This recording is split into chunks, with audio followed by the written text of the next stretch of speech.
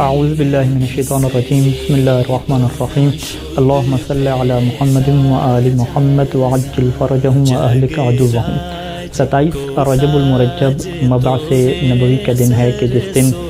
وحی کا آغاز ہوا، جس دن جہالت کی تاریکیوں میں ایک نور کا آغاز ہوا۔ سب سے جو پہلی بات ہے کہ 27 جو رجب ہے یہ تمام شیعہ علماء کا مشہور نظریہ، بلکہ میں یوں کہوں کہ سب کا اسی کے اوپر اتفاق ہے کہ یہ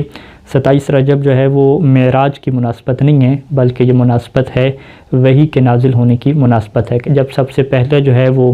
حضرت جبرائیل علیہ السلام وحی کے طور پر رسول خدا صلی اللہ علیہ وآلہ وسلم کے پاس تشریف لائے، اور اس دن کو ہم کیا کہتے ہیں کہ رسول مبعوث برسالت ہوئے، کہ ان کو جو ہے وہ بھیجا گیا رسول کے طور پہ کہ اب وہ اپنی مشن کا کیا کریں، آغاز کریں۔ اگرچہ یہ بات ہمارے نزدیک واضح ہے کہ رسول اور امام جب پیدا ہوتے ہیں تو اسی وقت سے وہ معصوم ہوتے ہیں، اسی وقت سے وہ نبی اور امام ہوتے ہیں، لیکن جو ایک آغاز ہے، ایک جو سسٹم کا پریکٹیکل طور پہ آغاز ہے، اس کے لیے ظاہری بات ہے وہ جو 40 سال کی عمر ہے رسول خدا صلی اللہ علیہ وآلہ وسلم کی، اسی دن کیا ہے آغاز ہوئی۔ باقی ہماری جو جتنی بھی کتابیں ہیں، آپ کتب اربعہ میں چلے جائیں، الکافی میں چلے جائیں، وہاں پر یہ واضح روایات موجود ہیں کہ جو 27 رجب ہے یہ وہ پہلا دن ہے کہ جس دن جو ہے وہ رسول خدا صلی اللہ علیہ وآلہ وسلم کی پر وحی کا آغاز ہوا۔ الکافی کی 2 روایات میں آپ کے سامنے پیش کروں گا۔ ایک مرحوم کلینی نے جو ہے وہ اپنی سند سے امام صادق علیہ السلام سے روایت کی ہے کہ جس میں امام علیہ السلام نے فرمایا کہ یوم 27 من رجب نبئ فیہ رسول اللہ، کہ 27 رجب وہ دن ہے جس دن جو ہے وہ اللہ کے رسول کے اوپر جو ہے وہ نبوت نازل کی گئی، ان کو پیغام بیچا گیا۔ اور اسی طریقے سے شیخ کلینی علیہ الرحمہ نے اپنی سند کے ساتھ امام کاظم علیہ السلام سے بھی یہ روایت نقل کی ہے کہ جس میں امام کاظم علیہ السلام یہ فرماتے ہیں کہ بعث اللہ عز وجل محمدا رحمۃ للعالمین فی 27 من رجب، کہ 27 رجب کو جو ہے وہ اللہ نے اپنے جو ہے وہ حبیب جو محمد ہیں ان کو جو ہے وہ عالمین کے لیے رحمت بنا کر بھیجا۔ اسی طریقے سے شیخ صدوق علیہ الرحمہ نے من لا یعذر الفقیہ میں اور بہت سارے دیگر علماء نے بہت ساری روایات اہل بیت علیہ السلام سے نقل کی ہیں کہ جو 27 رجب ہے یہ جو دن ہے وہ وحی کے آغاز کے دن ہے، یہ جو دن ہے وہ رسول خدا صلی اللہ علیہ وآلہ وسلم کی بعثت کا آغاز ہو رہا ہے، وہ مبعوث برسالت ہو رہے ہیں، یہ وہ دن ہے۔ اب یہاں پہ جو ایک اور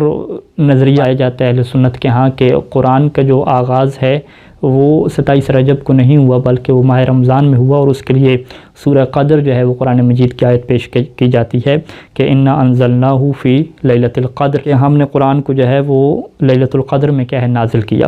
تو مفسرین نے اس بارے میں مختلف جواب دیے ہیں کہ جس میں سے ایک مختصر جواب یہ ہے کہ یہ جو کہا جا رہا ہے کہ ہم نے قرآن کو لیلۃ القدر میں نازل کیا، حالانکہ قرآن جو ہے وہ 23 سال میں 23 ایئرز میں کیا ہے نازل ہوا، تو یہ وہ قرآن کا نزول دفعی ہے کہ ایک ہی دفعہ میں قلب مصطفیٰ پہ کیا ہے قرآن کو نازل کر دیا گیا۔ پھر اس کے بعد آیات جو ہیں وہ قرآن مجید کی مختلف ہیں کہ جس میں جو ہے وہ سورہ بنی اسرائیل کی 106 نمبر یہ آیت موجود ہے کہ وہ قرآن فرقناہ، اور قرآن کو ہم نے جدا جدا رکھا ہے لتقرأوا للناس، تاکہ آپ لوگوں کو جو ہے وہ یہ پڑھ کے سنائیں ٹھہر ٹھہر کے، وَنَزَّلْنَاهُ تَنزِيلًا، اور ہم نے اس کے بتدریج کیا نازل کی ہے۔ یعنی یہ آیت کہہ رہی ہے کہ قرآن کو ہم نے سٹیپ بائی سٹیپ تدریج کے ساتھ الگ الگ طور پہ نازل کیا ہے، اور سورہ جو قدر میں ہے وہ یہ کہہ رہی ہے کہ ہم نے قرآن کو ایک ہی دفعہ میں کیا ہے پورے کے پورے نازل کر دیا گیا۔ تو جو قرآن کا نزول دفعی ہے وہ ہو سکتا ہے کہ لیلۃ القدر میں ہو، وہ ماہ رمضان میں ہو، لیکن جو قرآن کا آغاز ہے کہ جس ترتیب سے رسول خدا کو کہا جاتا تھا کہ اب یہ والی آیت پڑھیں، اب یہ والی آیت نازل ہو رہی ہے، تو اس ترتیب کا جو آغاز ہے وہ 27 رجب کو کیا ہوا ہے،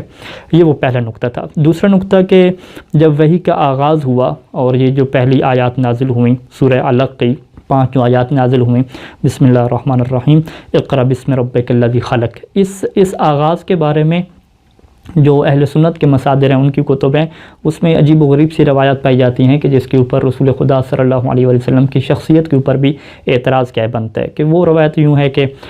جب وہ فرشتہ جو ہے وہ وحی لے کر نازل ہوا تو اس نے جو ہے وہ کہا کہ اے محمد جو ہے وہ تم پڑھو،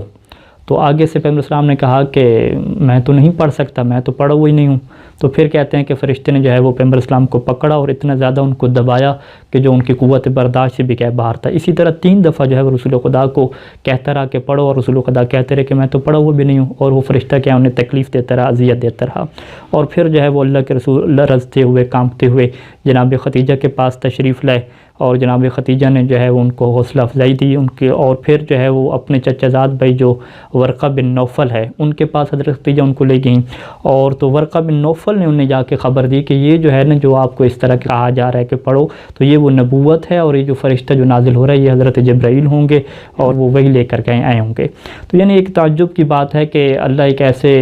شخص کو جو ہے وہ رسول بنا کے بھیج رہا ہے کہ جسے پتہ ہی نہیں چل رہا کہ میرے ساتھ کیا ہو رہا ہے، اور ان کے جو چچا زاد بھائی ہیں حضرت ختیجہ کے جو چچا زاد بھائی ہیں ورقہ بن نوفل وہ جا کے انہیں سمجھا رہے ہیں، حضرت ختیجہ انہیں بتا رہی ہیں۔ تو بہرحال اس چیز کی ہمارے روایات اہل بیت علیہ السلام میں کیا نفی کی گئی ہے۔ ہمارے پاس جو روایات ہیں جیسے کہ تفسیر قمی میں یہ روایت ہے کہ جب حضرت جبرائیل آئے اور انہوں نے کہا کہ یا محمد اقرا، کہ اے محمد پڑھیں،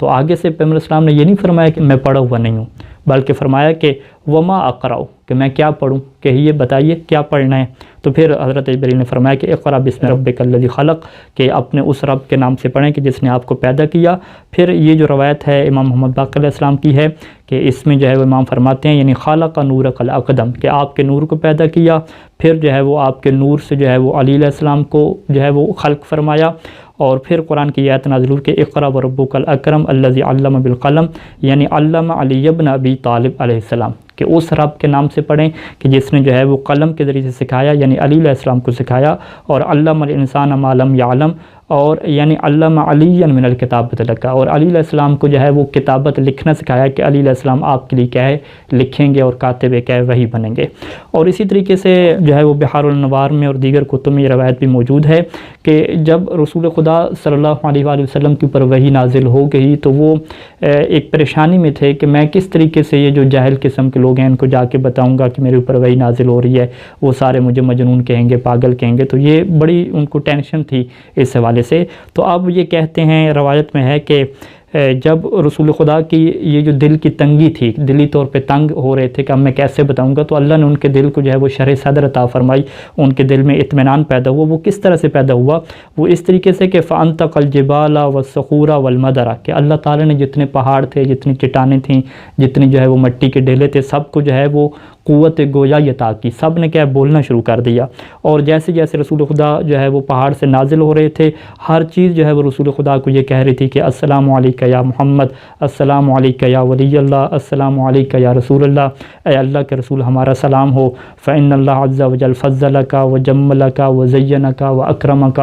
سارے مبارکبادیں دے رہے تھے کہ اے اللہ کے رسول آپ کو مبارک ہو، اللہ نے آپ کو فضیلت دی، اللہ نے آپ کو زینت دی، جمال بخشا۔ اور ایک کہہ لمبی روایت ہے، یعنی پیغمبر اسلام صلی اللہ علیہ وسلم بڑے مطمئن طریقے سے جو ہے وہ نازل ہوئے ہیں، اور بہت زیادہ جتنی بھی کائنات کی مخلوقات تھیں سب ان کو جو ہے وہ ہدیہ تبریک پیش کر رہی تھی، مبارکباد پیش کر رہی تھی کہ آپ اعلان کر دیں، اور کسی قسم کی جو ہے وہ ٹینشن کی بات، کسی قسم کی گھبرانے کی بات کیا ہے نہیں ہے۔ یعنی ایسا نہیں ہے کہ رسول خدا ٹینشن میں اور پھر ورقہ بن نوفل اور جناب ختیجہ نے انہیں حوصلہ افزائی کی اور بتایا ہو کہ یہ جو ہے وہ وحی ہوگی، یہ نبی ہوگا، ایسی کوئی بات کیا ہے ہماری روایات اہل بیت علیہ السلام میں کیا نہیں ہے۔ آخری نقطہ کہ